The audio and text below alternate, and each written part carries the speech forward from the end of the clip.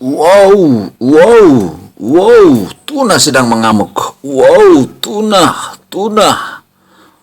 sirip kuning. Tuna sirip kuning raksasa-raksasa. Lagi gentayangan. Wow, lagi main di kulit air. Wow, ini peluang besar. Ayo Roni, turunkan umpan kita Roni. Turunkan umpan.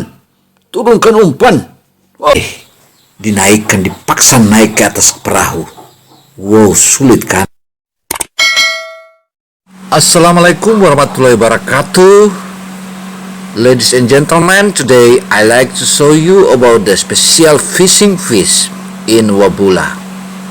Wabula is the special village in Kabupaten Buton, province of Southeast of Silabes, Indonesia. Ladies and gentlemen, now I like to show you the first times all of the boat of fishery stay here. Saudara-saudara dimanapun Anda berada, para nelayan saat ini sedang berada di salah satu labunya. Tepat pukul 3 subuh mereka sudah menuju ke lautan. Di sana mereka menemukan titik-titik atau titik spot mancing yang mereka lewatin. Salah satunya adalah seorang yang bernama Roni mengaku kepada media ini untuk menangkap ikan tuna kita harus turun jam 3 subuh. Dari awal jam 3 subuh itu kita mulai memancing umpan untuk tuna, mulai dari cumi hingga anak-anak tongkol, baby tuna, dan anak cekalang. Semua itu kita jadikan umpan untuk memancing tuna.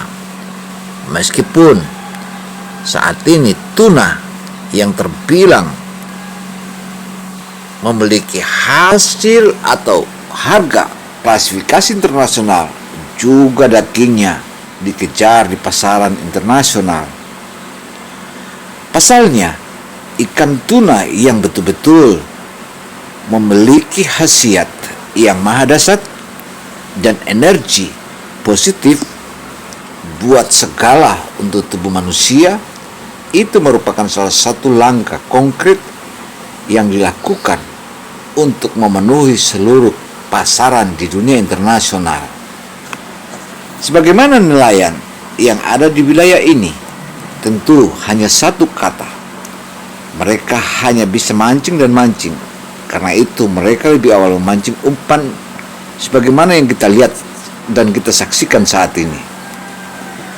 Roni yang memang setiap hari ia menturun ke laut dan meninggalkan bibir pantai yang kurang lebih dari bibir pantai 10 mil laut hingga bahkan lebih dari 20 mil, ia meluncur di hadapan laut terbentang Wabula. Ini adalah samudra atau yang biasa disebut Laut Banda. Tentu laut ini kedalamannya di antara 4.000 hingga 8.000 meter. Disinilah tempat tinggalnya atau tempat ruayanya para ikan-ikan tuna. Di sini pula lah para nelayan berbagai tanah air, khususnya nelayan-nelayan di Jazirah, Provinsi Sulawesi Tenggara. Mereka ada yang ngumpul di sekitar ini. Lihat saja yang kita saksikan saat ini.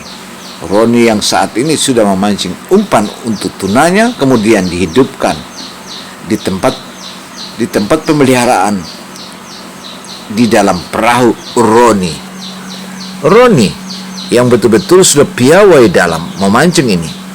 Ia terus tekun untuk melaksanakan bagaimana mencari umpan yang baik. Roni memang dia sudah begitu berpengalaman. Di awal pagi hari seperti ini, ia memancing dulu umpan untuk memancing tuna. Lihat saja ikan-ikan yang dinaikkannya itu adalah untuk umpan ikan tuna. Tentu kalau kita melihat umpan-umpan itu begitu besar, tetapi ikan tuna yang mau makan umpan ini juga bukanlah tuna kecil, melainkan timbangannya di atas 100 kg. Nah, menariknya tuna ini juga bukan dia makan sembarang. Misalnya kalau ikan mati, dia tidak makan, tetapi yang dia makan adalah ikan yang masih hidup.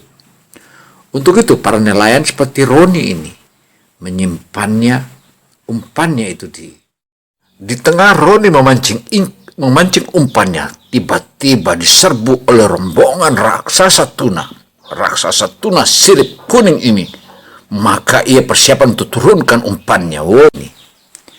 Umpan-umpan yang dipancingnya itulah kemudian disimpan di tempat peliharaan ikan yang ada dalam perahunya. Kemudian setelah mereka merapat ke dekat rompong, lantas umpan tadi yang masih hidup dikaitkan di mata kailnya, kemudian dilemparkan ke laut. Setelah itu begitu dilemparkan ke laut, ikan tadi yang sudah dikaitkan oleh mata pancing tadi terus berlarian masuk ke dalam laut sana. Sebagaimana Roni katakan, paling lama menunggu 40 menit. Jikalau sudah 40 menit dan ikannya atau umpannya tadi sudah tidak bergetar lagi, berarti umpannya sudah. Hasilnya, Alhamdulillah, kata Roni.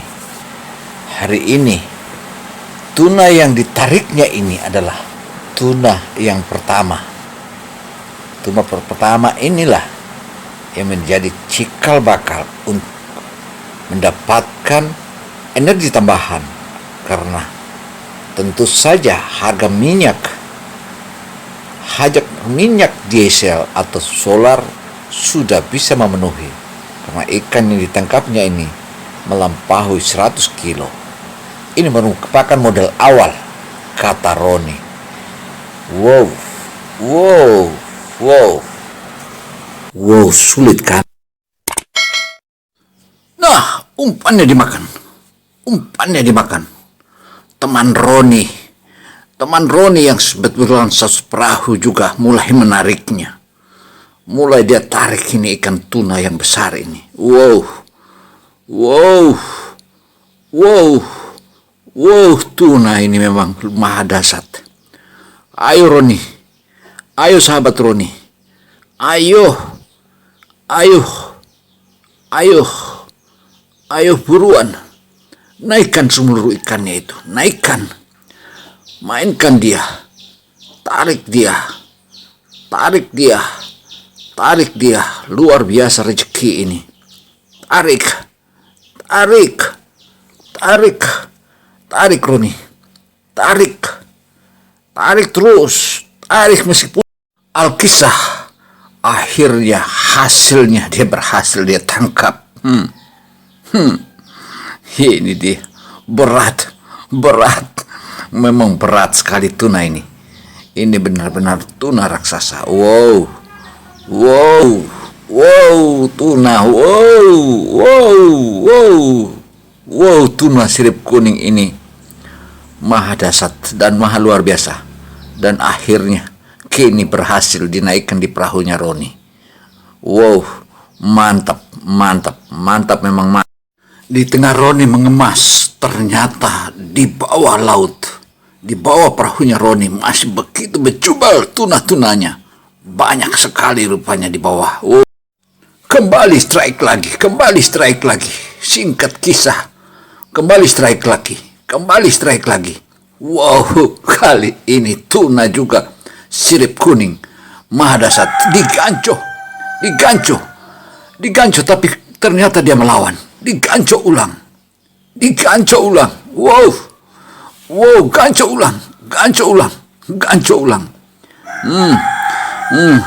Inilah tuna untuk yang kedua kalinya. Kedua ekornya tuna ia berhasil hari ini. 2 ekor lagi dan 2 ekor lagi. Wow, ini baru rezeki nomplok. Sudah bisa untuk memenuhi kebutuhan keluarganya. Wow.